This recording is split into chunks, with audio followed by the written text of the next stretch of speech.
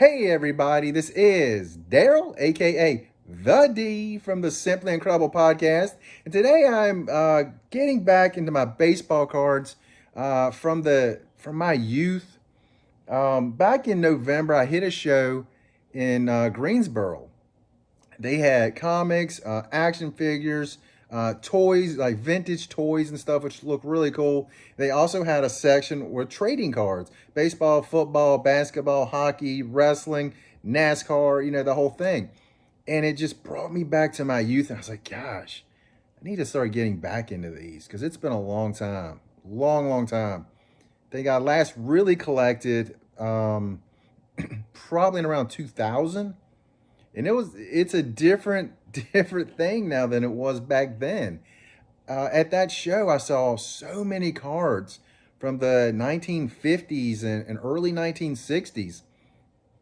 Back when I was collecting in the 80s, 90s, and up to early 2000s, those were kind of rare to find. But now it seems like there's a lot of them out there, which happily surprised me. But I saw these cards here, and I was like, yeah, yeah. Start picking up the cards from my youth, the rookies, and maybe second years, third years of some of those players that I grew up loved watching.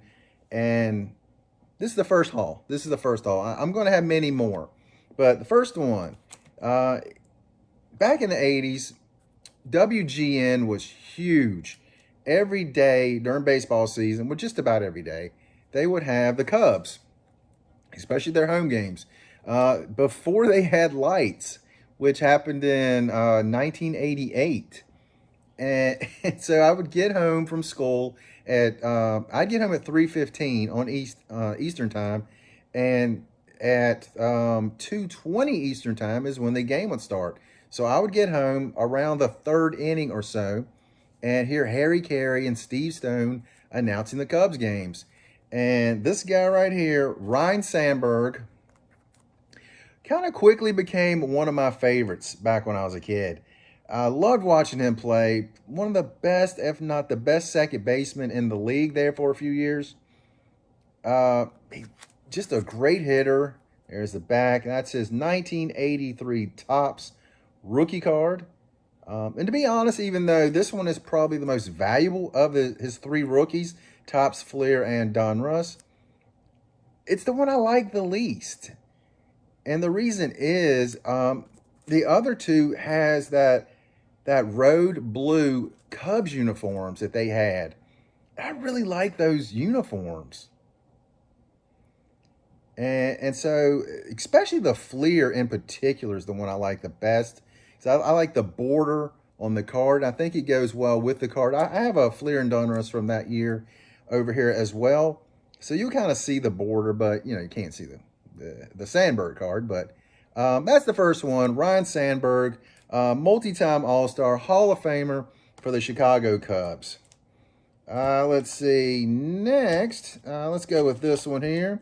Speaking of 1983 Fleer, the Chicken Man, as I used to call him, Wade Boggs, 1983 Fleer rookie card.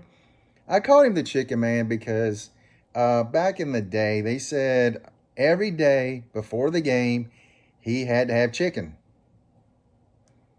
I mean, I can't say anything. I don't remember how many batting titles he won. Just one of the best hitters ever.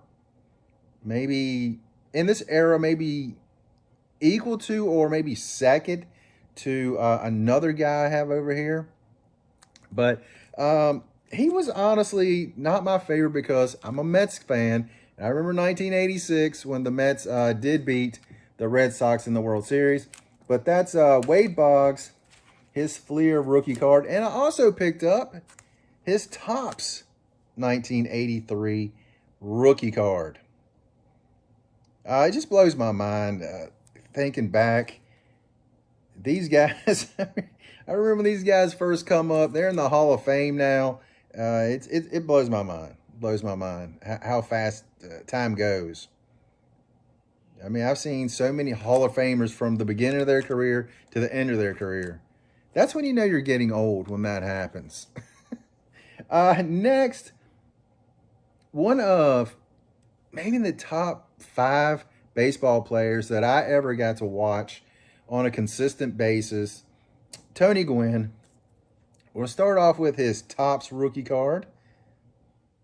It's funny, I find this really funny on his rookie cards. This man, whenever you would see him, always had a big smile on his face. And when you see him on his card, there's no smile. There's no smile. He was always so happy, so cheerful. May he rest in peace. One of the best hitters I ever saw. And I first started watching baseball consistently in the early 1980s. And this guy, Tony Gwynn, oh my gosh, what a great hitter. And there's the back of that 1983 Topps, which you saw it before. I didn't show the 83 Fleer, which I've got another one over here, so I'll show you guys that. Tony Gwynn, to me, for my money, one of the best hitters of all time. And not only that, one of the most decent people of all time. Let's go to this one now. 1983 Donruss. I always thought that was a funny name, Donruss. Tony Gwynn rookie card. Again, no smile. No smile. I've been to San Diego Comic-Con 3 times. And only after the last time did I realize, not realize, but found out his statue is actually outside center field. And you can actually go around to it and take pictures. Yeah, I wish I'd known that earlier. I've taken pictures at Tony Gwynn Street, I think it is, or Tony Gwynn Drive, right there in front of the stadium. Also, right there in front of the stadium, they have big oversized numbers for various players, and obviously Tony is one of them. So, thought that was awesome. The first year I was there with one of my friends, he's not a sports fan at all. I went up to the baseball stadium, which is right beside the convention center. And I asked one of the guards, like, can I go in just to see the field? He's like, yeah, you can go in and go on the field. I was like, what? He's like, no, they're the Impractical Jokers are there in the outfield, and you can go around and be on the field and go to where they're set up. And I was like, I can get on the field. He's like, yes, you can get on the field. So I walk in there and go in there, and I'm on the field, and I go to right field, and I'm thinking, well, it's not because it's a different stadium now, but I was thinking, man, this is where Tony Gwynn would have played. I'm just looking around like, oh my gosh, this is where Tony Gwynn would have played.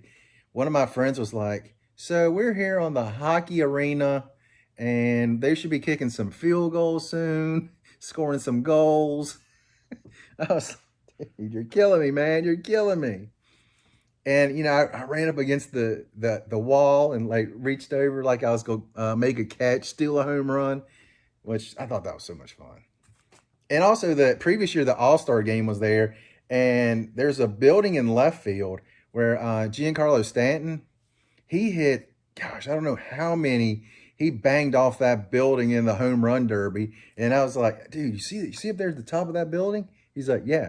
He's like, okay, up there is where Giancarlo Stanton hit a bunch of some home runs in the All-Star game. He was like, who cares? It's like, oh man. Oh man. Anyway, back to the Tony Gwynn. I'm sorry for that. I'm famous for my rants. The Tony Gwynn Fleer rookie card. I really wish he had that big smile of his on here. That would have been great. Again, you know, I've said it, one of the greatest hitters of all time. And there's the back of the 83 Fleer, which I believe this year, 84, 85, maybe 86. I think 86 also had the second picture on the back, one on front and one on back, which I always loved that. I thought that was a great design. I love the back of these. There we go. Let me show you this as well. I didn't show you the back on these. 83 Donruss design. One thing on the Donruss, 84 was the first year they had rated rookies, but 83 they also had them Most people don't realize this, but if you look on the back of some of the rookies, you'll see like right down here, it will say rated rookie. A lot of people don't realize that, but they did have some in 1983. So there you go. There's the back of that one. What was I going to show you on this one? Probably nothing. Yeah, I'll go and show you the back of that one too. There we go. There we go. So anyway, that's my little 1983 rookie card haul. For 1983, I definitely want to get Topps, Fleer, and Donruss rookies of all these guys. Plus also, I know Fleer and Donruss had Howard Johnson rookies that year. Being a big Mets fan, I know he was with the Tigers those first couple years. I would like to get Willie McGee rookies because I always thought he was awesome back in the day. His neck just looked like it was like this long. But man, he could hit and run like the wind. Great player. Great player. Well, I can't go quite great. Really good player. Really good player. Throughout the years in those 80s, through the 90s, maybe back a little bit in the 70s, I'm going to be trying to find a lot of those rookie cards. And if I can get rookies, some of the second and third year players. But yeah, looking forward to it. Looking forward to getting back on that journey of collecting baseball cards because, man, I love it. Love it. Baseball has always been my passion. Absolutely love it. I want to thank a couple people. Phil's Pulls. I've been watching Phil Hughes, his videos for a while now, and he's one of those people that kind of got me kind of wanting to get cards again. The Past is Alive. That's another channel here on YouTube that I really enjoy watching, and I love seeing him open up the vintage boxes, the junk wax era, which it's blowing my mind to know that some of those boxes are actually going up in value, which is stunning to me because, I mean, back in the early 90s, trying to sell a box of like 88 Topps, you couldn't get rid of that stuff. It was just junk. And there are people trying to buy some of that now, which is stunning to me. Just stunning. Yeah, who else? Jabs family, which that's the Past Alive's his brother that has that channel. I enjoy watching that. There's a few more, and I can't think of them right now because I'm on cam. If I wasn't on cam, I'd have them like boom, boom, boom. But so many channels I really enjoy watching in the card market. Yeah, I'm not big on the newer stuff just because it seems like there's so much of it.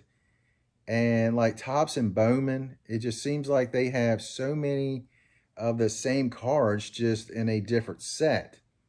Like Bowman, Bowman Chrome, Bowman Sapphire, Bowman, I just saw Ben Baller just came out.